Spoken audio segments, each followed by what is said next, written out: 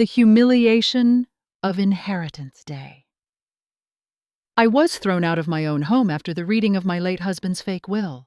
They told me to sit, as if I were a child or worse, an unwelcome guest. The mahogany table where I had hosted Christmas dinners and anniversaries for 30 years now felt like an executioner's block. Across from me sat Michael, my only son, his face a mask of false solemnity, and next to him, Sylvia, his wife, whose smile was always 2 parts veneer and 1 part calculation. The lawyer, Mr. Hustings, a man who once handled my charitable trust, now just another pawn, cleared his throat, clutching the thick envelope like it held the Holy Grail. "As per the last will and testament of the late Mr. Thomas Sterling," Mr. Hastings began, his voice dry and professional, "all material assets, liquid and fixed, including Sterling Corp., the primary residence, and the entire portfolio, are bequeathed exclusively to his only living heir, Michael Sterling." The room went silent. I felt the air freeze in my lungs. I reached for Michael's hand, a reflexive gesture of comfort in my sudden widowhood, but he subtly pulled it away. He didn't meet my eyes. "And, what about me?" I managed to whisper, the sound thin and unfamiliar. My mind couldn't process it. Thomas and I had built everything together, brick by brick, document by document. We had an ironclad prenuptial agreement that ensured I was always protected. Sylvia leaned forward, her voice dripping with artificial sympathy. "Oh, Mother Elizabeth, dearest Thomas took care of you, of course. There's a modest stipend. Enough for a comfortable small apartment. Just the essentials, really. He just wanted to streamline the business, you understand. Keep it all in the active lineage." The word active was a deliberate, poison-tipped dart, implying my grief and age had rendered me passive and obsolete. I realized in that moment this was not a grieving family unit. This was a tribunal. I watched Michael nod slowly, confirming her words without saying a word. That nod, that single silent confirmation of my erasure, was the first wound. It wasn't the loss of the money that broke me, it was the sheer, breathtaking betrayal in his eyes, or rather, the calculated emptiness where his love should have been. "You have 6 hours," Michael said, finally speaking, his voice flat, devoid of the warmth I had nurtured in him since birth, "to collect your personal effects. We need to prepare the house for its new chapter. The staff have been instructed to assist you." 6 hours for 40 years of my life. To be boiled down to a few boxes of personal effects. The humiliation was so profound, so scalding, that it transcended mere anger. It became a cold, crystalline core of resolution. I looked from Michael's indifferent face to Sylvia's triumphant smirk. They think I am helpless, I thought, rising slowly, my knees shaking, but my spine suddenly rigid. They think I am just the grieving widow, frail and easily managed. I didn't argue. I didn't cry. I didn't even raise my voice. I simply picked up my small, worn leather handbag, the one Thomas had given me on our first anniversary, and walked toward the grand, double oak doors. "The guest house out back is available until tomorrow morning, Mother," Michael called out, adding one final unnecessary layer of cruelty, making me feel like a refugee on my own property. "Just in case you need time to arrange movers." I paused at the door, but I didn't turn around. "You have made a grave, fatal error, my son," my internal monologue whispered, chillingly clear. "You have confused my grief for weakness. You have mistaken my love for Thomas for blindness to your greed. You discarded me. Now watch what the discarded woman does." I stepped out of the house, leaving behind not just a fortune, but the last vestiges of a past I thought was true. The immediate pain was superseded by a terrible, quiet clarity. The game had changed, and they had just given the pawn a queen's motive. The night of despair and quiet discovery. Hiding in the guest house, I found a micro-cassette recorder detailing the forgery. The guest house was supposed to be a refuge, a quiet space for visiting dignitaries or long-term friends. Tonight, it was my prison. I sat on the edge of the antique four-poster bed, the silk comforter feeling alien and cold. Outside, the familiar sounds of the main house lotter, faint music, the clinking of glasses, told the story of their victory celebration. They weren't mourning Thomas. They were celebrating the inheritance they believed they had successfully stolen. I should have been weeping, railing against the injustice. But the shock had created a vacuum where tears should have been. Instead, my mind was running through archives, searching for the crack in their story. Thomas would never have done this. He was meticulous, obsessed with fairness, especially regarding the continuity of the estate. He had once joked that his will was so complex and multi-layered, it was practically a fortress. Why was there no mention of the secondary trust in Zurich? Why was there no mention of the specific allocation for the Arts Foundation we started? The simplified monolithic document read out by Mr. Hastings was a lie, a cheap knockoff of Thomas's true legacy. I got up and began to pace. The room, designed by Thomas himself, he loved the idea of a self-contained, perfect little retreat, had a sense of him that the main house had already lost. I ran my hand over the dark, polished oak of the built-in desk. That's when my gaze fell on the drawer Thomas always kept locked, the one he called his sentimental overflow. He'd given me the key years ago. A tiny, ornate thing, he said.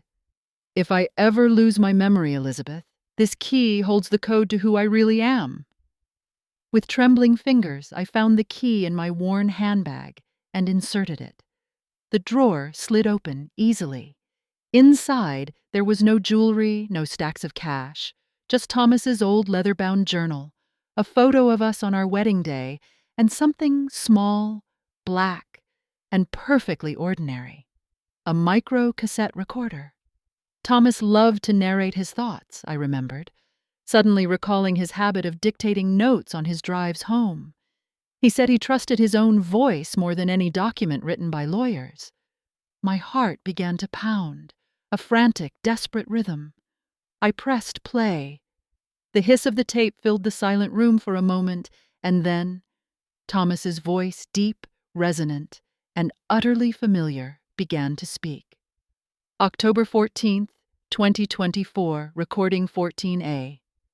For Elizabeth only. My God, I cannot believe I am doing this. Michael and Sylvia approached me again today with their proposal to restructure the will. They call it efficiency. I call it predatory. Their greed is not just ugly. It's an active danger to the legacy we built. I've been subtle.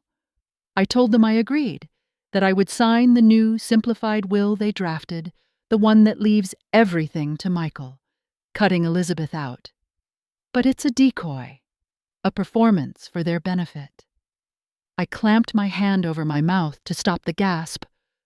Thomas continued, his voice tight with controlled anger.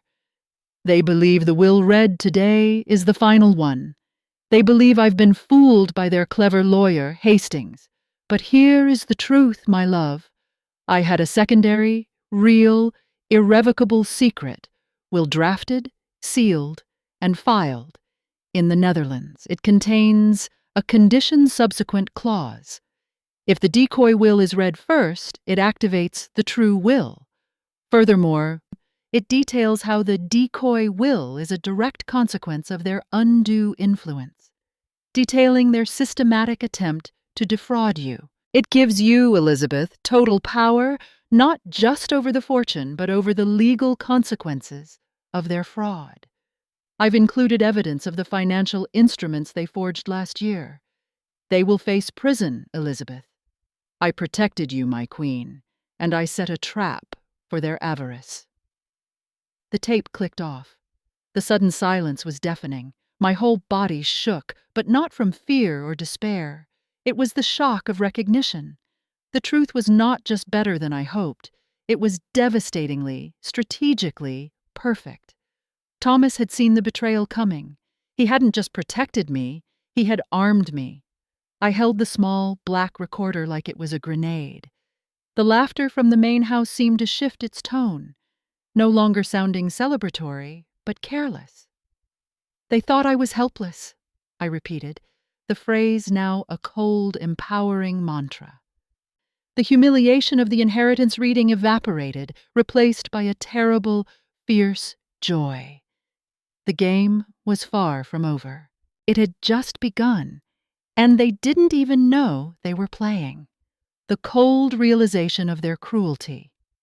My internal monologue focuses on understanding the depth of my son's and daughter-in-law's premeditated greed. I replayed the recording twice more just to ensure the details were not a fever dream conjured by grief. The word, predatory, undue influence, they will face prison-echoed, the cold reality Thomas had faced in his final months. He hadn't died suddenly. He had died fighting them subtly, meticulously, using his sharpest weapon, his mind. Sitting there armed with a tiny piece of plastic that held the key to a global fortune. And the destruction of my son, the true depth of their cruelty settled over me like a shroud of ice. It wasn't just about the money. Had they come to me, humble and honest, and said, "Mother, the corporation is facing instability. We need to consolidate the estate," I would have helped them. I would have given them everything, willingly. But they chose lies. They chose contempt. They chose to orchestrate a spectacle of my humiliation, throwing me out of the home I designed, using my widowhood as a shield for their fraud. This was premeditated. This was a plan born of months, perhaps years, of corrosive greed, my internal monologue calculated with chilling precision. I remembered small moments now, moments that had felt innocuous at the time, but which now glowed with sinister intent. Sylvia asking overly detailed questions about the lawyer's office schedule. Michael insisting Thomas switch his longtime personal assistant for a new, inexperienced one. The subtle pressure campaigns to simplify the asset structure. They weren't seeking to manage a fortune, they were seeking to steal it, believing their mother, the helpless elder, would simply fade into the background, mourning and compliant.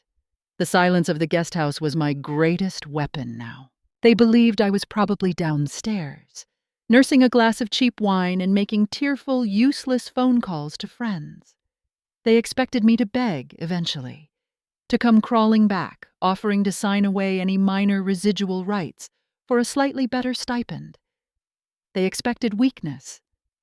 But Thomas's voice had done more than just save my fortune. It had performed a spiritual surgery. It cut out the last, tender root of blind maternal love I held for Michael. That boy, the one I taught to ride a bike and helped with calculus, had systematically plotted my financial ruin and public disgrace. The shift from vulnerable victim to quiet strategist was absolute and irreversible. You don't just take the queen's crown, I thought, rising, crossing the room to the windows. I looked out at the main house, ablaze with the lights of their arrogance. You don't just steal her kingdom. You will face the consequences of the law, but more importantly, you will face the consequences of my will. My revenge would not be fast. It would be surgical. It would not be loud. It would be devastatingly quiet. I had the discovery, the audio tape now I needed to execute the strategy. I needed a lawyer who operated in the shadows, a legal architect capable of activating a cross-border, conditional will. I needed someone who didn't know me as Elizabeth Sterling, the society hostess, but as Elizabeth Sterling, the ruthless executor of her husband's final, devastating judgment. Tomorrow, they would wake up to the sound of my silence, believing they had won. I would use that belief, that arrogance, as the first step in their irreversible descent. I would move anonymously, using burner phones and encrypted communications. They had given me a 6-hour window to pack my personal effects. I would use that same window to quietly dismantle their entire future. The stipend for the small apartment? I would use that money to fund the initial stages of their destruction. Every small act of their cruelty would be repaid, compounded, and delivered with the cold precision of a mathematical proof. Building the quiet fortress. I contacted a distant anonymous corporate lawyer and secured a safe deposit box. The first step had to be invisibility. Leaving the guest house the next morning was an exercise in theatrical understatement. I wore my most subdued dress, carried 2 small, unremarkable suitcases, and accepted Michael's patronizing handshake with an empty gaze. He handed me a bank card, preloaded with the first month's stipend. "Call us if you need anything, Mother," he said, the lie tasting sour on his tongue. I just nodded, letting him believe he had successfully neutralized me. I took the driver he offered a man I'd employed for 20 years, now reduced to driving me to my small apartment, and ensured my suitcases were placed directly into the trunk. What they didn't know was that the microcassette recorder, along with Thomas's key to the Zurich Trust, was not in the luggage. They were hidden in the lining of my handbag, closer to me than my own skin. My first destination was not the apartment. It was a downtown bank I had never used, in a district Michael would never frequent. There, I rented a large, secure safe deposit box. I placed Thomas's items inside, sealing the evidence and the key to my future away from prying eyes. This was the cornerstone of my fortress. Step 2. Securing legal counsel. I couldn't use anyone local. Mr. Hastings was clearly compromised, and anyone in the city was likely to run back to Michael. Fearing the financial clout of the new Sterling Corp CEO, I needed an architect of corporate destruction, someone known only for results and absolute discretion. I used a library computer and a secure VPN, a technical skill Thomas had insisted I learn, to research international succession law specialists. I found one, Elias Vance, based in Geneva, specializing in conditional wills and cross-border trust litigation. His reputation was terrifying, expensive, cold, and possessing a near-perfect success rate in dismantling fraudulent estates. I initiated contact anonymously, using an encrypted email address I'd set up hours earlier. My initial message was short, brutal, and to the point. I possess evidence of successful forgery concerning the domestic will of a major U.S. industrialist. The true conditional will is filed in the Netherlands. I need activation and aggressive prosecution of fraud. Payment is immediate and substantial. Vance's reply was instantaneous and equally cold. I only deal in facts, not allegations. Provide the legal codes of the true will filing and the location of the evidence, proving undue influence.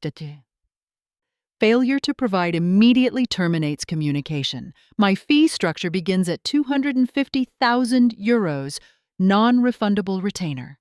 This was the honesty I needed. Using the codes Thomas had read into the tape, I provided the verified details of the Dutch filing and outlined the nature of the audio evidence. I then transferred the retainer using the Zurich key and a few discrete personal accounts Thomas had always kept liquid and outside the main estate funds meant for unexpected emergencies. This was, perhaps, the greatest emergency. The reply came back. "We have verified the Netherlands filing. It is legally robust. Proceed to safe house. Location and itinerary attached.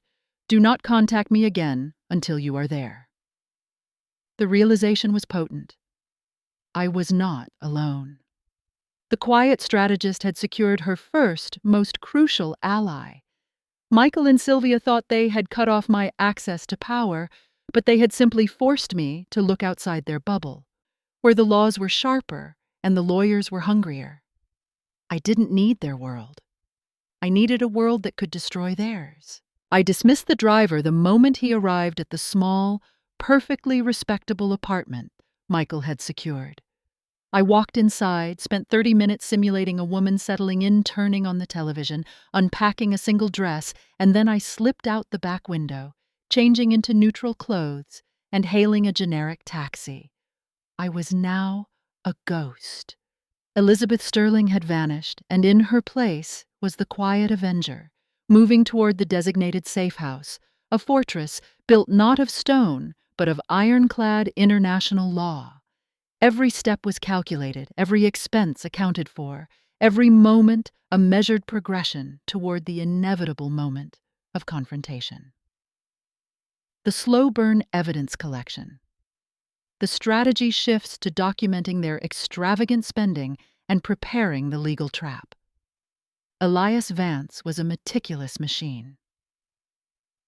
From the safe house, a nondescript, heavily secured apartment in an unfamiliar city, I began my new life as a professional accumulator of evidence. Vance's team focused on the international legal activation of the true will.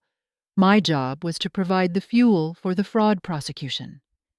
Thomas's recording was the smoking gun for the betrayal, but the state needed proof of financial malfeasance to secure the prison sentence that was the centerpiece of my revenge.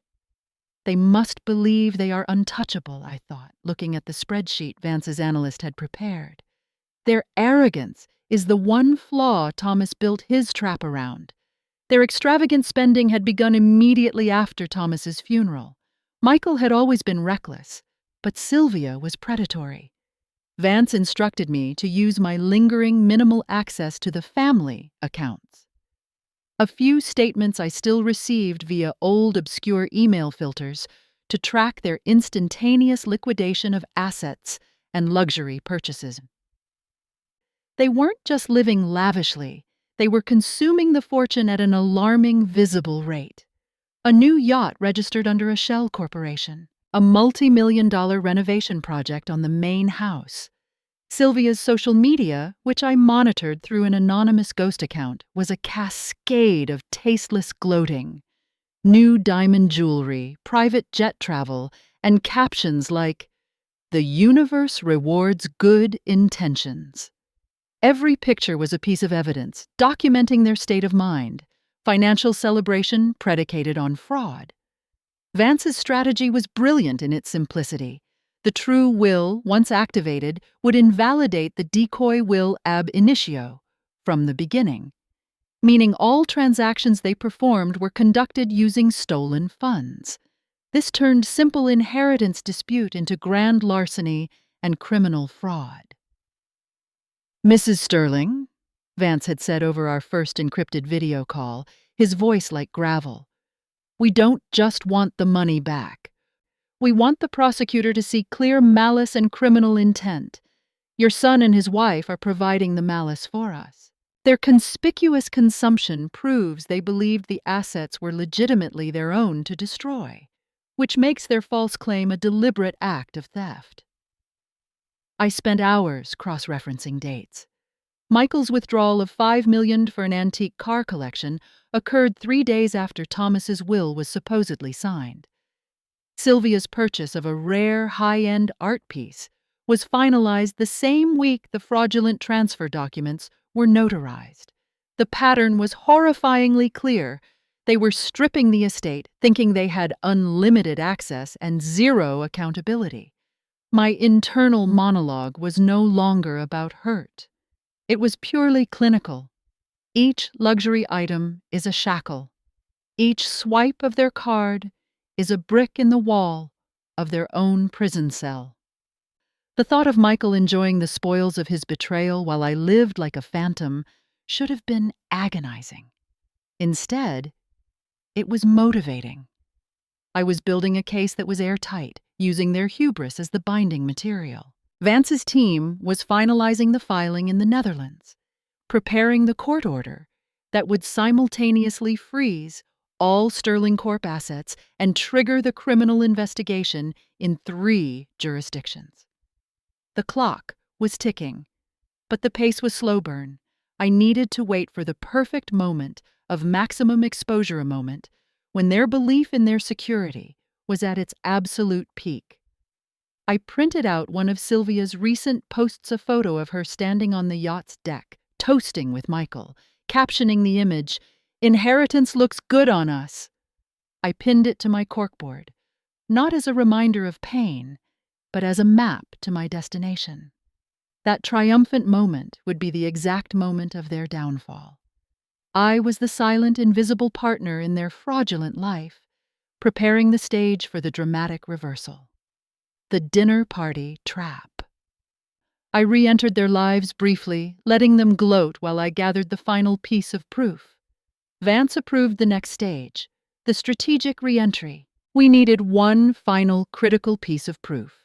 An admission of guilt, however subtle, recorded under conditions where they believed they were safe. The opportunity presented itself when Michael, in a rare performative act of filial obligation, sent a formal invitation to my small apartment. It was a black-tie dinner celebrating his and Sylvia's 5th wedding anniversary. He was, as Vance pointed out, consolidating his image as the dutiful son who still cared for his mother, even as he controlled her every move. They want to display their wealth, and my decline, I analyzed, smoothing the deep burgundy dress I chose. A color Thomas always loved, a color that suggested retained power. I arrived precisely on time. The main house was unrecognizable. Every piece of art I had curated, every cherished antique, had been replaced with cold, modern statement pieces designed to scream new money. They had even moved Thomas's study into a small storage room. It was desecration. Michael and Sylvia greeted me with nauseating enthusiasm. "Mother, you look marvelous," Sylvia gushed, though her eyes were busy inventorying my jewelry, or lack thereof. "So glad you could leave your cozy little place for a night." The evening was a parade of their hubris. Over champagne, Michael talked endlessly about taking the corporation into the future, while Sylvia regaled the guests with stories of their recent yacht purchase. Their conversation was a legal goldmine, full of casual admissions about consolidating messy accounts and handling the old paperwork. My role was simple, the quiet, slightly tragic figure, listening intently. The silence is my shield, I reminded myself. I accepted their pity and their forced kindness, all while my brain was running scenarios. I needed to access the home office end. They had moved the old family safe, the one where Thomas kept the original preliminary decoy will drafts, to Michael's new, highly secure office on the 2nd floor. Vance suspected that, in their arrogance, they had left the original hard drive containing the fraudulent documents in the house, simply moving it rather than destroying it. During the dessert course, I excused myself, feigning a sudden migraine. "The heat in here is simply overwhelming," I murmured, clutching my head. Sylvia, desperate to get rid of the sad widow vibe, quickly directed me to the upstairs guest powder room. But I bypassed the powder room. I moved with the stealth of a veteran spy, slipping down the quiet, carpeted hall to Michael's new office. The door was locked, as expected, but Michael, always impatient, had taught me the simple 4-digit code years ago. It hadn't changed. I slipped inside. The room was dark, but a faint indicator light glowed on the custom-built mahogany desk. It was the server. I pulled a small, disguised flash drive, Vance's highly specialized forensic tool, from the concealed zipper pocket in my dress lining. I plugged it into the server tower, initiating a deep scan for files labeled Thomas Final or Will Redraft. It took exactly 4 minutes and 22 seconds, 4 minutes of pure, heart-stopping silence. I could hear the faint, muffled laughter from downstairs. In that silence, I heard Thomas's voice again. "I protected you, my queen."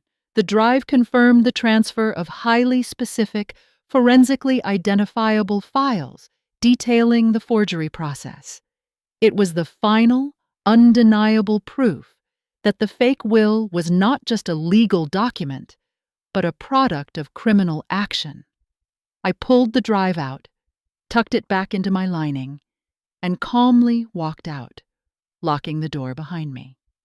I went to the guest bathroom, composed my face, and returned downstairs, telling Sylvia, "I feel much better now, thank you, dear." It was just the room's energy. I stayed for another hour, accepting Michael's final condescending toast. "Enjoy the view from the top, my son," I thought, lifting my glass. "It's the last time you will see it." I walked out into the cool night air, the little flash drive a heavy, beautiful weight against my ribs. The trap was now fully baited, closed, and sealed. The secret will is activated. The moment my lawyer confirmed the existence and legality of the original, true will. 2 days after the anniversary dinner, I sat in the silent, neutral safety of Vance's Geneva office. He wasn't just a lawyer, he was an operator, surrounded by a team that moved with quiet, terrifying efficiency. I handed over the flash drive. Vance plugged it in, watching the data extraction process on a large, secure screen. When the forensic report populated, detailing the metadata, file creation dates, and the specific program used to digitally composite Thomas's signature, Vance merely nodded once. That single, economical movement spoke volumes. "Mrs. Sterling," he said, turning to me, his gaze penetrating, "this is not merely evidence of undue influence. This is proof of organized financial crime. Your son and his wife have sealed their own fate." Then came the moment I had been waiting for since Thomas's funeral. Vance's chief paralegal, a stern woman named Ms. Fournier, brought in a thin, official document stamped with the crest of the Dutch High Court. "We have received confirmation from The Hague," Vance stated, sliding the document across the polished desk. "The condition subsequent has been met. The decoy will, having been read first in California, has legally triggered the activation of the true will. It is now the only valid testamentary document concerning the estate of Thomas Sterling." I looked at the paperwork, and the tension that had held my body rigid for months finally fractured. It wasn't relief. It was the intoxicating certainty of absolute power. "What are the immediate implications?" I asked, my voice steady, betraying none of the earthquake happening inside me. The vulnerable victim was gone. Only the quiet strategist remained, focused on the execution. Immediate implication 1. The true will names you, Elizabeth Sterling, as the sole executor and primary beneficiary of the entire estate, including Sterling Corp. Immediate implication 2. The will specifically states that Michael Sterling's actions constitute a willful and malicious attempt to defraud the primary beneficiary, thereby disinheriting him entirely and subjecting him to the fullest extent of the law regarding the fraud he has already perpetrated. He paused, leaning forward. "We have obtained the requisite freezing order. As of 0900 EST this morning, Sterling Corp's operating capital is frozen.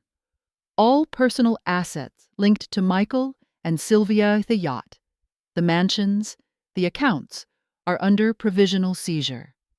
Legally, every single dollar they have spent since the reading of the decoy will is now considered stolen property. And the criminal charges? Filed concurrently: grand larceny, conspiracy to commit fraud, and forgery across 3 jurisdictions. The state is interested. The numbers are too large to ignore. They are looking at severe, non-negotiable prison time." I closed my eyes for a moment, tasting the revenge it was cold, clean, and perfectly justified by the law. They thought I was helpless.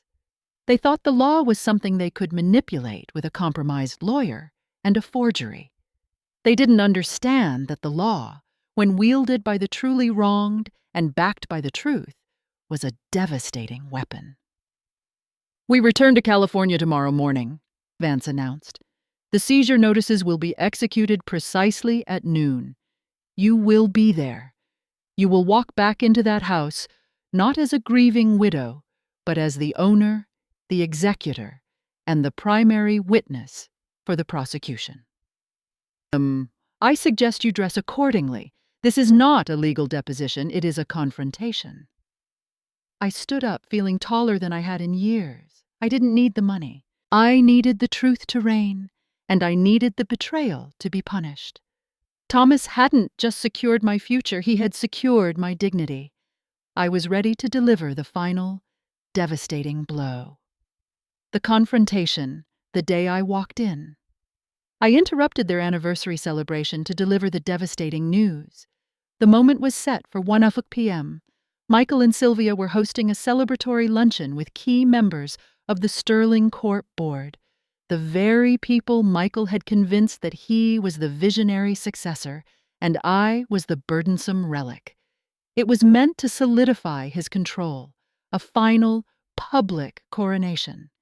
Instead, it was to be his public execution. I arrived in a sleek, unmarked black car, pulling up just as the valets were scrambling to handle the expensive fleet of executive vehicles. I was dressed in a pristine white suit, a stark contrast to the black I had worn since Thomas's passing. I carried nothing but my handbag and the absolute certainty of my power. Vance and 2 legal marshals were waiting for me discreetly near the entrance.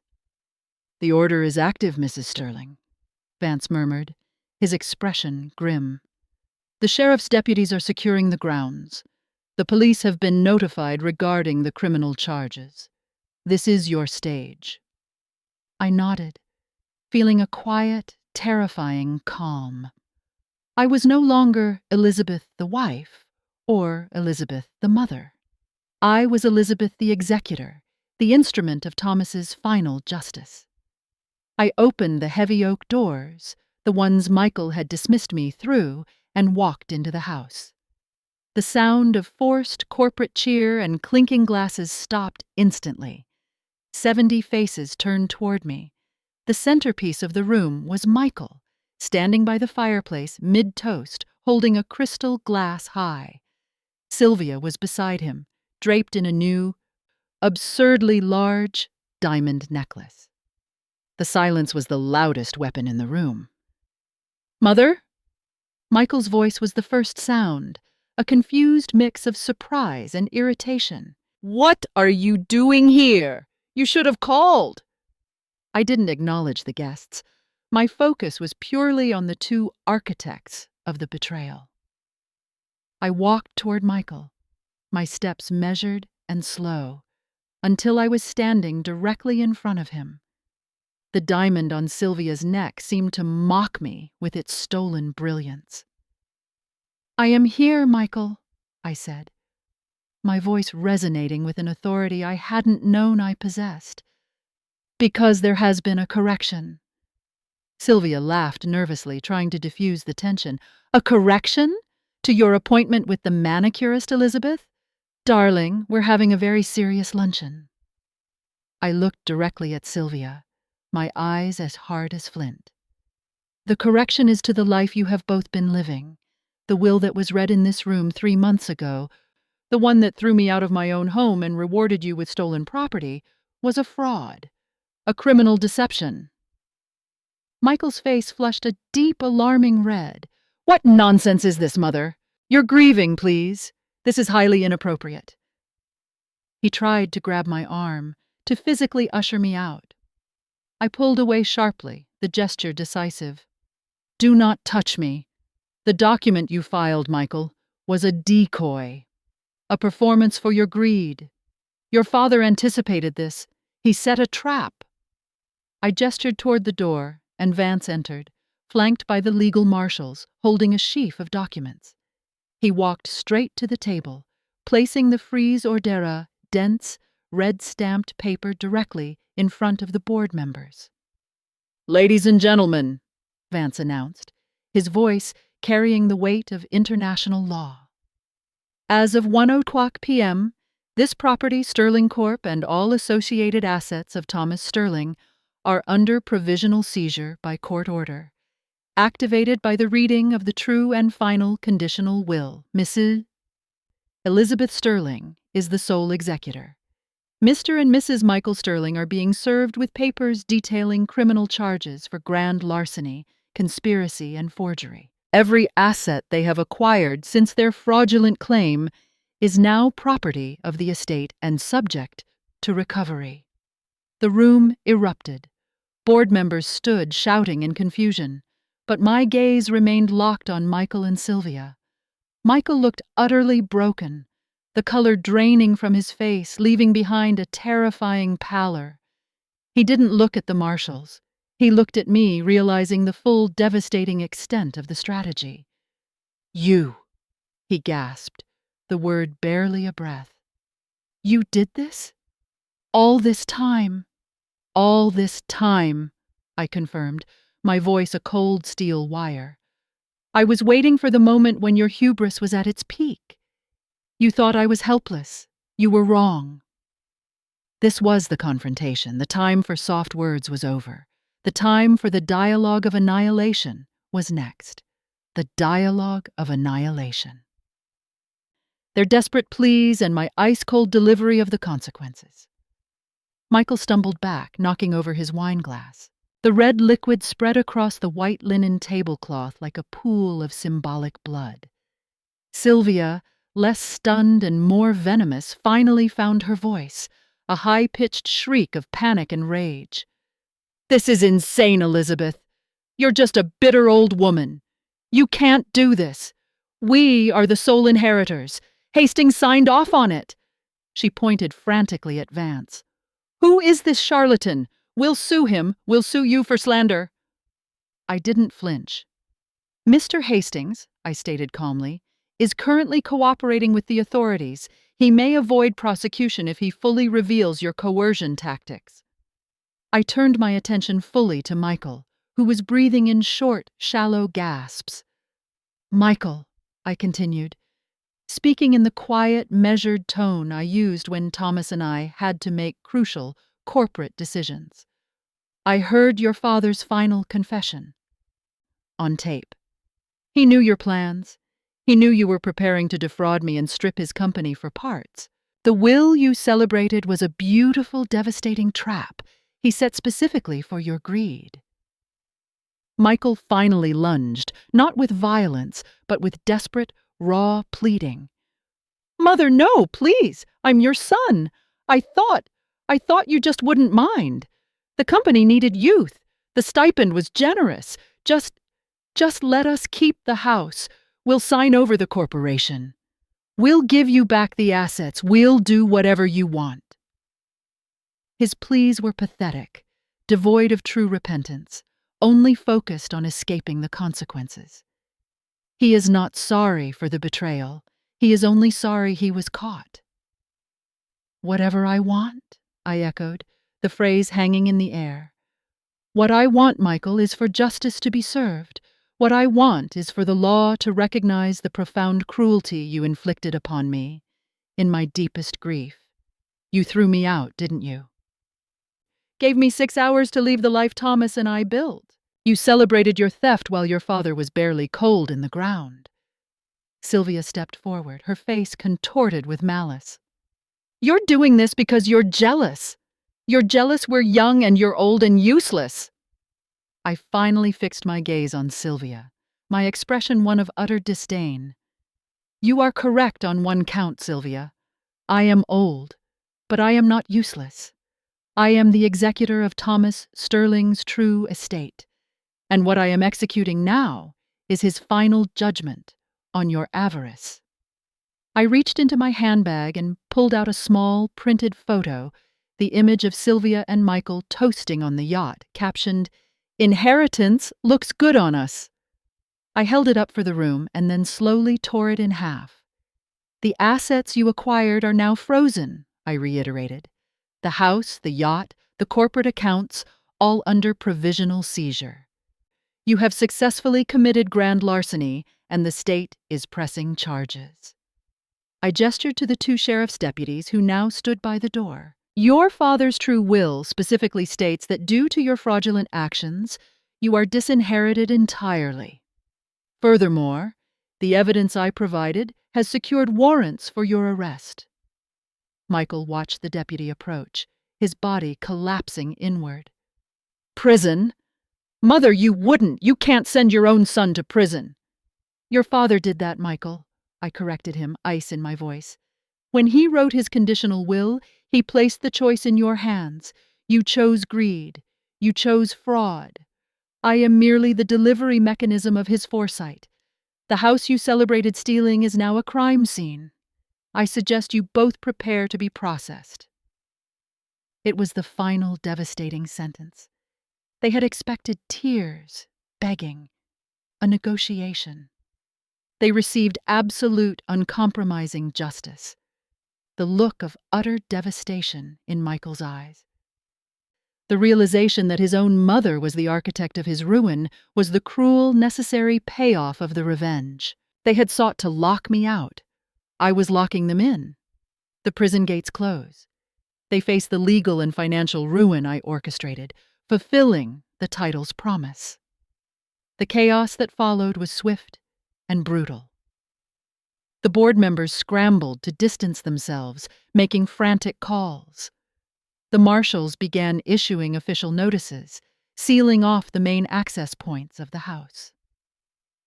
I stood by the grand fireplace, the quiet epicenter of the storm, watching the disintegration of their stolen life. The police officers arrived shortly after, their presence undeniable. They read Michael and Sylvia their rights, their voices monotonous and cold against the backdrop of their luxurious, suddenly worthless living room. Michael, in a final pathetic display of his lifelong entitlement, tried to argue with the police, citing his status, his wealth. The sheer impossibility of the situation. "You can't arrest the CEO of Sterling Corp!" he yelled, his voice cracking. "The CEO of Sterling Corp is Ms. Elizabeth Sterling, sir," the officer replied, glancing respectfully toward me. "You are currently being arrested for multiple counts of felony fraud." Sylvia began to sob hysterically, pointing at the expensive new furniture. "That's ours! That's a $700,000 sofa! You can't take it!" "It is seized property, ma'am," the deputy stated flatly. "It was purchased with stolen funds. Everything in this house, including the clothing you are wearing, is now evidence." The sight of them being handcuffed, Michael resisting, his face contorted in disbelief, Sylvia shrieking about her jewelry, should have brought me satisfaction. Instead, I felt a deep, profound numbness. It was the emotional fallout of a war fought not with bullets, but with documents and devastating truth. I hadn't wanted this precise outcome, the actual physical consequence of their ruin, but I had known it was the only way to ensure they never harmed anyone again, that Thomas's true legacy was upheld. As they were led away, their humiliation was complete. They looked back one last time. Michael's eyes locked onto mine, no longer pleading, but full of venomous hatred. "You chose this road, Michael," I thought, closing my mind to the faint echo of my motherly love.